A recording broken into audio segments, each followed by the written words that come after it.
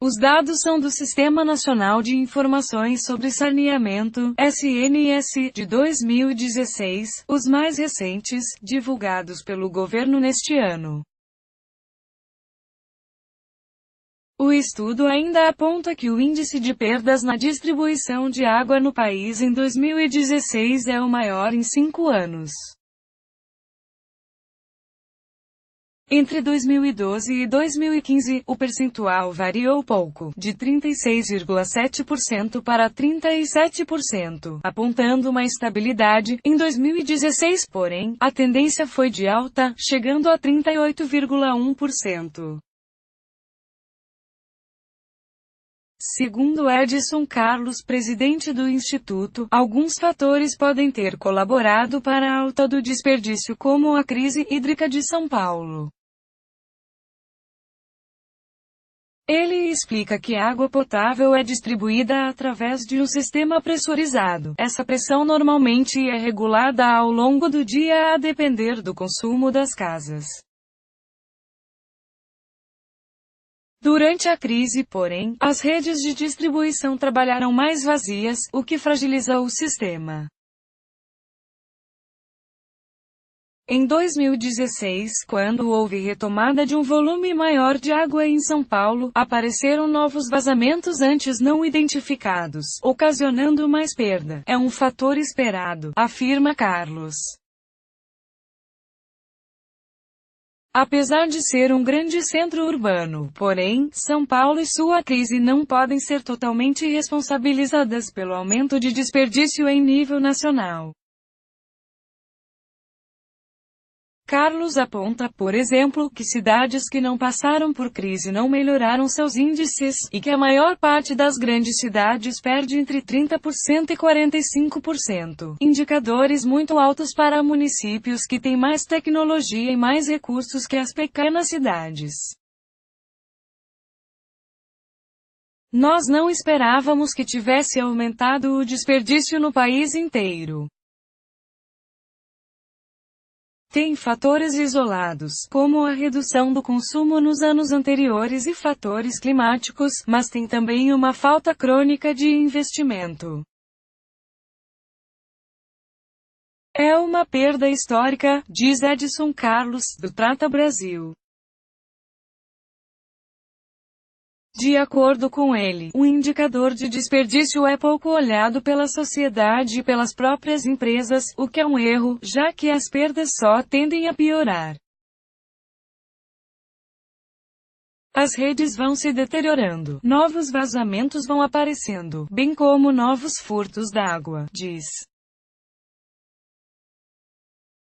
Desperdício de água pode ser causado por vazamento nas tubulações, mas também por fraudes. Foto, Murilo Rincon, G1. Além disso, as perdas trazem consequências tanto para o próprio sistema de produção quanto para o meio ambiente, já que um elevado nível de desperdício equivale a uma necessidade de captação e produção superiores ao volume efetivamente demandado pela sociedade.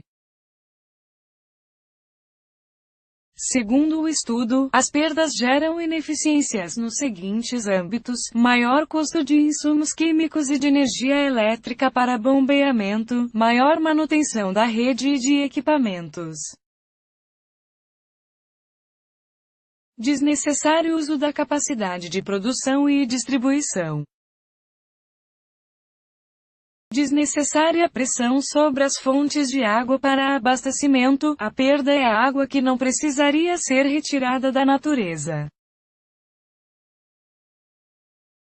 Poderia também usar essa água para agricultura, comércio e outros setores, mas tem que usar para abastecimento humano para compensar a ineficiência da distribuição, diz Edson Carlos. Há ainda os impactos diretos na receita das empresas, já que a perda envolve a água tratada, mas não faturada. Balanço hídrico de 2016. Veja quanto da água que entra no sistema de distribuição do Brasil de fato é faturada. Fonte: Instituto Trata Brasil. O estudo aponta que o Brasil perdeu 10,6 bilhões de reais em 2016 por conta do desperdício, o que corresponde a 92% de todo o valor investido pelo setor de saneamento básico no mesmo ano no país, 11,5 bilhões de reais. O cálculo é feito da seguinte forma: perdas comerciais. O valor perdido é calculado multiplicando o volume de água não faturada pela tarifa média de água. Significa o quanto de recursos poderia ter sido faturado se todos pagassem pela água furtada ou não medida. Perdas físicas. Os valores são calculados multiplicando os volumes de água perdida nos vazamentos e de água utilizada e não faturada pelo custo marginal da produção de água, custos dispendidos com produtos químicos, energia e serviços de terceiros. Esses cálculos apresentam características diferentes em nível nacional. Segundo Edson Carlos, por exemplo, a maior parte dos prejuízos de São Paulo vem de vazamentos nas redes de distribuição. Já no Rio de Janeiro, as fraudes e os roubos de água têm peso maior. A forte presença de fraudes é um dos fatores que diferenciam o Brasil de países com baixos índices de perda de água e de faturamento, aponta Carlos. Mas o forte investimento nas redes feito de forma programada e contínua é ainda mais importante.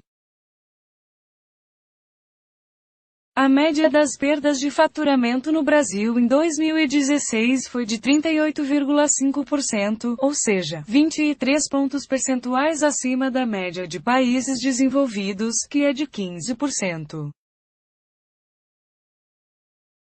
Perda de água no mundo. Veja a comparação do Brasil com outros países em relação ao indicador de perda de faturamento. Fonte: Instituto Trata Brasil. Logicamente que estes países desenvolvidos têm pouca fraude. Tem perda comercial baixa porque investem em hidrômetros mais novos com leituras melhores que facilitam a identificação de roubos. Então a perda é mais vazamento, o que é resolvido com trocas de rede. É uma sequência de anos de investimento em melhoria do sistema, diz Carlos. Para atingir patamar semelhante aos dos melhores países, como os Estados Unidos, 12,8% de perda de faturamento, o Brasil precisaria passar por uma mudança nas políticas públicas, aponta Carlos. Em um cenário otimista apontado pelo estudo, o país chegaria a 15% em 2033, com uma redução de 61% nas perdas. O ganho bruto total seria de 75,2 bilhões de reais.